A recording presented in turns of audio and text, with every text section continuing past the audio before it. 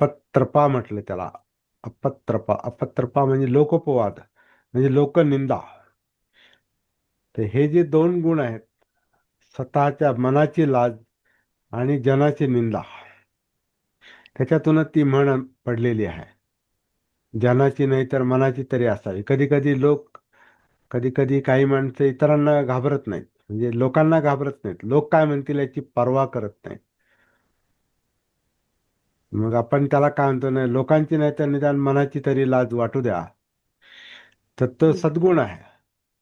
ज्याला मनाची लाज वाटते, त्याला त्याला लोकांची पर्वा नाही केली तरी चालेल, कारण तो स्वतःच्या अ, हिरीमुळे, हिरी म्हणजे आता दुसरा एक त्याचा हिरी हा पाली शब्द आहे.